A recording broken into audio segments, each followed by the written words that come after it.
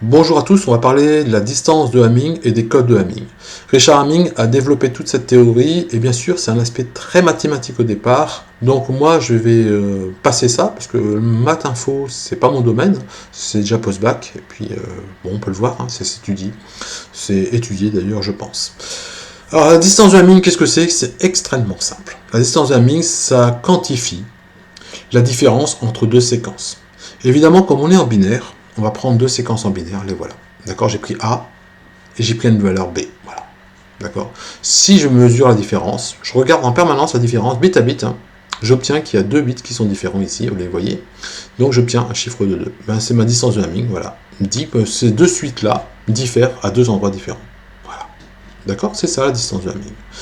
La distance de Hamming se calcule aussi autrement, en faisant un XOR, l'opération bitwise ou bit à bit des deux séquences, et on voit que il y a un moment, quand vous faites un XOR, vous avez deux 1 qui apparaissent, et ce moment ça veut dire que sa distance de Hamming vaut 2.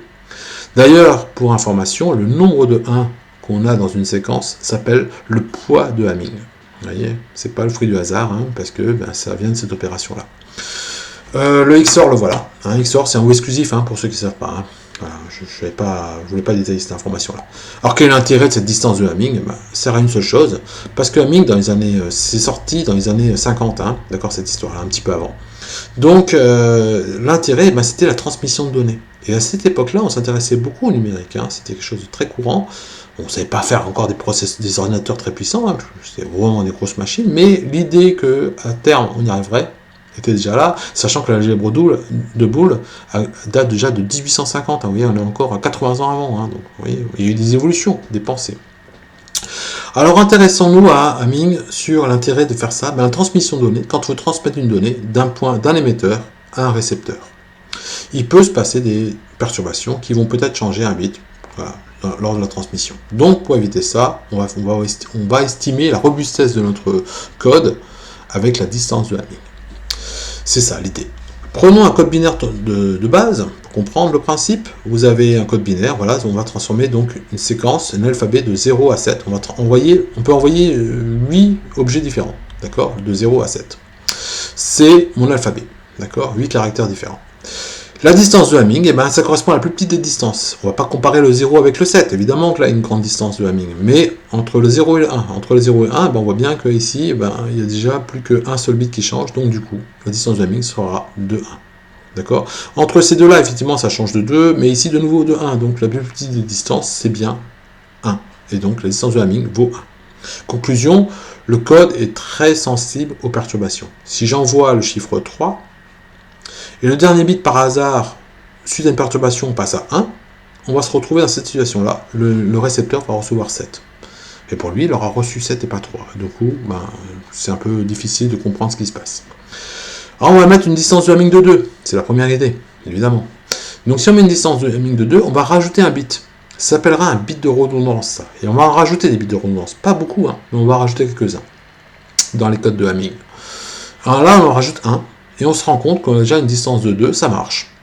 Donc quand on reçoit un bit est modifié, et automatiquement, si je modifie ce bit-là, on va se rendre compte qu'on va recevoir 1, 1, 1, 0, et ça ne correspond à aucun code, donc on a bien une erreur de transmission. On peut déjà dire, tiens, il y a eu une erreur de transmission. Bon, mais là, Hamming s'est quand même posé une question très simple, hein. Il s'est dit, ok, on reçoit une erreur de transmission, il faut reposer la question. Est-ce qu'on ne pourrait pas inventer un code qui, quand on reçoit une erreur de transmission, quand on la détecte, il la corrige tout seul. C'est ce qu'il a fait. Alors évidemment, il faut rajouter plus qu'un seul bit pour corriger, mais pas beaucoup plus. Vous allez voir que très vite, le nombre de bits qu'il faut rajouter, les bits correcteurs, sont très faibles. Les bits de redondance sont très faibles. Alors au début, oui, hein, mais après, vous allez voir que quand on corrige, ça va aller vite. Alors les codes de Hamming. Les codes de Hamming, ils sont justement, l'objectif, c'est détecter les erreurs, bien sûr, comme là, mais en plus de corriger les erreurs. C'est là que c'est puissant. Et le code de Hamming, de ce côté-là, c'est le plus puissant de tous. D'accord, il est extrêmement efficace. Alors peut-être qu'il y en a maintenant des messages plus sophistiqués que je ne connais pas, et que je n'aborderai pas au lycée, c'est certain. Même ça, hein, le code de Hamming, pour l'aborder au lycée, soit vous l'abordez mathématiquement, soit vous l'abordez, soit comme moi, ici, à mon niveau, si encore on doit l'aborder. Moi, il n'y a qu'un seul cas, il faut quand même des bons élèves derrière qui tombent sur ce sujet-là, où ils ont besoin de le faire. Une transmission unidirectionnelle avec vérification quand même du message qu'on reçoit. C'est quand même assez rare, hein, on tombe là-dessus. Je vous montrerai un cas où je pourrais l'utiliser, mais il faut avoir des bons élèves. Donc, le bit de redondance. Alors, le bit qu'on va rajouter, c'est un bit de redondance, et ici, ce sera un bit de parité. On va travailler qu'avec des bits de parité. Et les bits de parité, comme par hasard, c'est de nouveau des XOR. Donc, super simple, et c'est pour ça que c'est implanté dans beaucoup de systèmes, hein, le codage XOR avec les XOR. Voilà, donc c'est extrêmement simple, et vous allez voir que ça va nous permettre de corriger les erreurs. Alors, un exemple. Un code qui s'appelle le 7.4. Alors le 7.4, il s'appelle 7.4, pourquoi? Parce qu'on envoie un message sur 7 bits qui permettra de coder une donnée sur 4 bits. Donc on aura 3 bits qui seront utilisés pour bits de parité. Alors 3 pour 4, on se dit waouh, on envoie 7, on récupère 4, c'est pas génial, mais vous voyez qu'il y a d'autres codes qui sont plus performants. Par exemple, pour envoyer 11 bits, on n'utilisera que 4 bits de parité, puisqu'on a le 15, 11. Le 31, 26, pour envoyer 26 bits, on utilise 31, donc on utilise 5 bits de parité, d'accord, et ainsi de suite. Pour envoyer 247 bits, on va utiliser 8 bits de parité, on obtiendra un 255, 247. Donc là, ça commence à être performant quand même, d'accord.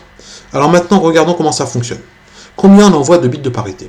C'est super simple, pour savoir le nombre de bits de parité, c'est le nombre de bits de redondance, c'est la même chose. Il faut vérifier cette équation-là, que le nom R, qui est le nombre de bits de redondance, soit égal à 2 puissance R, supérieur ou égal à M, donc le nombre de bits de notre donnée, plus R plus 1. Donc pour une data qui serait sur 4 bits, il faudra un R de 3. D'accord? Donc on obtient bien le code 7.4. Pour un nombre de bits data qui serait sur 11 bits, on va enverrer un R de 4. On obtient le 15, 11. Voilà. D'accord? Alors on va faire un exemple, je vais vous montrer comment ça marche et comment c'est codé, et c'est pas mis au hasard complètement les bits de parité. Ils ont été placés de façon à rendre le système plus rapide.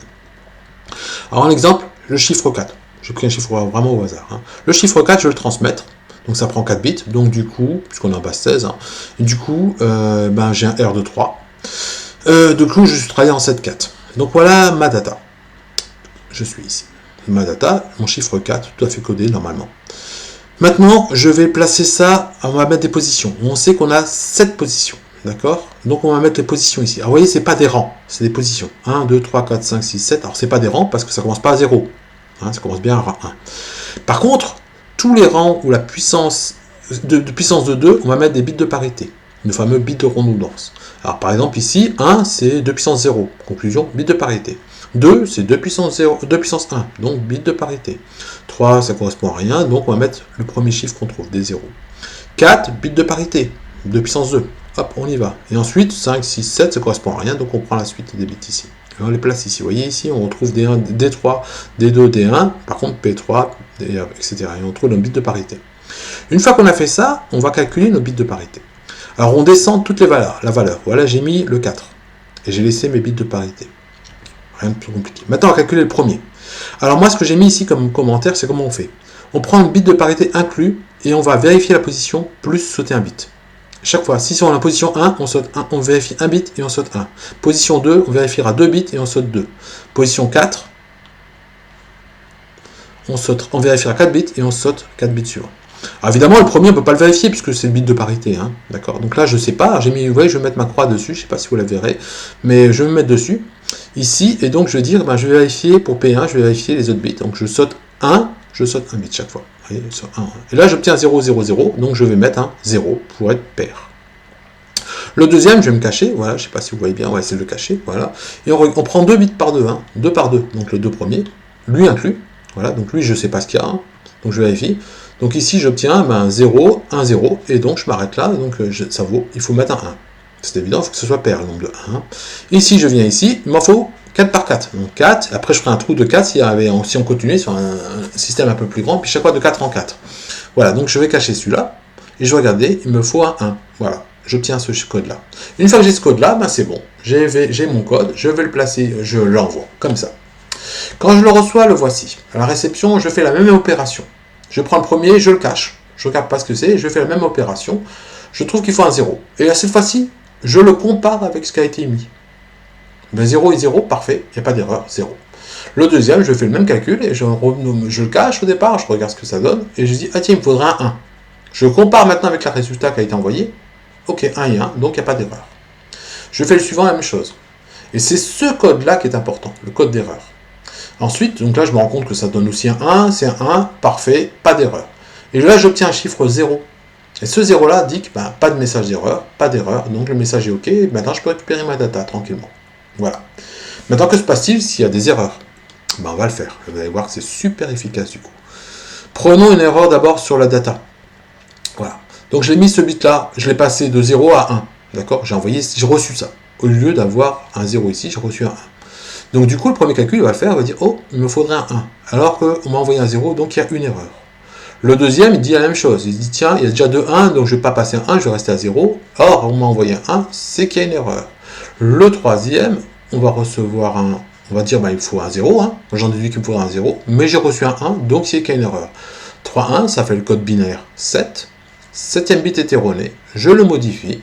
Et j'obtiens le code de bon. Et une fois que je l'ai, c'est fait. J'ai récupéré ma data. Voilà. Super facile, hein. Sympa, hein. Et la même chose, je continue, je vous en montre d'autres. Un code d'erreur sur, cette fois-ci, cette data-là. Donc là, sur ce chiffre-là, qui est passé de 1 à 0. Bon, pas un problème, on y va. Le code était bon, sauf celui-là qui était mal placé, qui avait mal été envoyé. Donc je recommence, le premier, je dis, ouais, c'est bon. Moi, je calcule 0, et c'est un 0, donc pas d'erreur. Le deuxième, moi, je calcule qu'il faudrait mettre un 0, et j'ai reçu 1, donc, erreur. Le troisième, il dit, moi, je trouve qu'il faudrait mettre un 0, mais j'ai reçu un 1, donc il y a aussi une erreur. Ce code-là, code a 6, sixième bit a changé, c'était un 0, je le mets en 1. Voilà, et c'est bon, et maintenant je récupère ma data. Vous voyez que ça marche tous les coups. Si c'est un bit de parité, vous allez dire, parité, peut-être pas besoin de changer la data, mais c'est pas grave, on le fait systématiquement. Puisque l'algorithme, on va l'utiliser qu'une seule fois, ce truc-là. Hein. Donc là, cette fois-ci, pareil, on va l'utiliser de la même manière. Donc là, il me faut un 0, parfait. Là, il me fallait un 1, parce qu'on se rend compte qu'il y a un 1, un 0, il me faudra un 1, c'est un 1, pas d'erreur. Par contre, ici, j'estime qu'il faudra un 1. D'accord? Je regarde, on m'a envoyé un 0, et moi j'avais un 1, donc il y a une erreur, et ça donne le chiffre 4. Le 4, ce bit-là, je vais le modifier, et je le passe en 1. Je le passe de 0 à 1, et maintenant je récupère ma data. Voilà. Voilà comment ça fonctionne, c'est super simple. Hein. Si vous voulez le tester, utilisez avec le décode. Alors, utilisez ce site-là, parce que ce site-là fonctionne, au moins le bit que vous retrouvez correspond à ce que j'ai expliqué. J'en ai vu d'autres qui, je sais pas pourquoi, ne marchent pas bien. Par contre, seul défaut, c'est qu'il faut coder à l'envers. Vous voyez, un 4 s'écrira comme ça, au lieu de comme ça. C'est bizarre, hein, on l'écrira à l'envers. Et il vous met le résultat dans le bon sens, par contre. Bon, voilà, je ne sais pas pourquoi. Ensuite, si vous voulez faire une application, moi je vous dis, il y a très peu d'applications, on en a besoin, parce que souvent c'est quand même crypté, codé, enfin tout est déjà donné, donc ça marche bien. En communication Wi-Fi, par exemple, vous n'allez pas faire du code de Hamming dans une communication en Wi-Fi, hein, surtout pas. Par contre, dans une émission on-off avec un 433 MHz, pourquoi pas. Émetteur-récepteur, il n'y a aucun lien, on ne peut pas renvoyer l'information, on est vraiment émission, réception de coder, pourquoi pas un moment codé, ça peut être intéressant à faire, voilà. Pour finir, si vous voulez faire sans Python, par contre là c'est sympa, faire du Python, je vous conseille un site qui est déjà pas mal, c'est Daniel Mutama, voilà, qui fait un code assez sympa. Il y en a d'autres qui existent, et à vous maintenant de faire après derrière peut-être une interface, recalculer des choses, vérifier que ça marche, refaire votre propre algorithme derrière. Voilà, ça permet peut-être de faire un TP assez sympa.